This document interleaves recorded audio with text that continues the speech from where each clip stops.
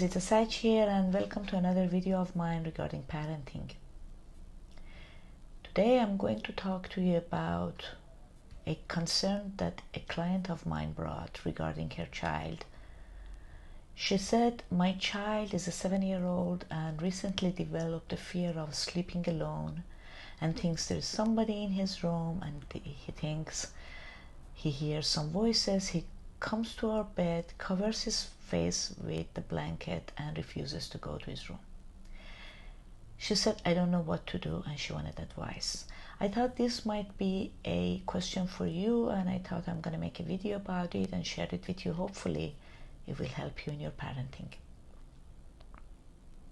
A couple of tips I have for you. Number one, find out if there is any correlation between your child's fear and a new incident in your home. A possible fight that is arising, a conflict, a new event that is traumatic for your child, a new person coming to your home, or something that is very new.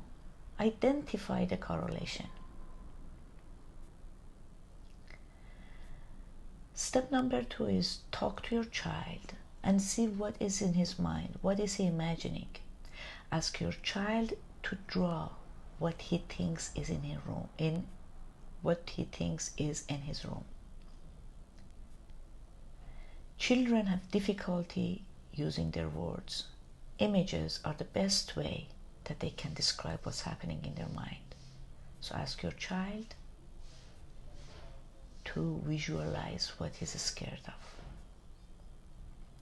The point here is to give a lot of power to your child and to remind your child that you are with him. A lot of parents make a mistake and take the lead. For instance, they would say, okay, let's go, and they get the child's hand and then lead to go to the room and find out if there is anything. There is a very delicate line here. Your child leads. Your child goes forward and you're backing him up, instead of you going forward and your child backs you up. It's extremely, extremely important, because this way your child is having control. So you say, show me, let's go, show me, you take me with you, I'm coming with you, let's go to your room and see what you think is happening in your room. Meanwhile, you ask your child to keep breathing. When we are scared, we forget to breathe. Ask your child to breathe deeply while he's showing you where he thinks that scary thing is. You are empowering your child this way. Remind him you're with him. Alright, now another thing that you should do with the image that your child made is to ask your child, what does he want to do with that image? Do not recommend anything to your child. Do not recommend, okay, tear it apart,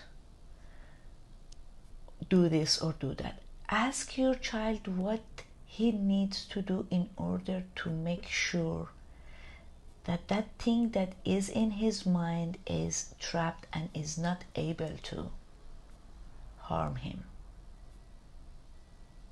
And allow your child to do whatever he wants to do with that image. Again, this way your child feels he's in control and he's powerful. And with this, I think you are going to see a lot of good results, and possibly after a while your child's fear is managed. Another thing I want to mention to you is parents are always scared. Should I go to my child's room and be with my child? My recommendation is there's nothing wrong with it. Your child needs to make transition. So for this particular parent that the child is coming to her bed, after all these activities that I mentioned, she can go to the child's room and be with the child.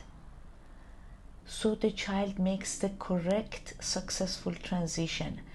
This is called gradual exposure, and it will help your child get over his fears. So don't be hesitant to do so, because your child needs support. I hope hope this video was helpful for you.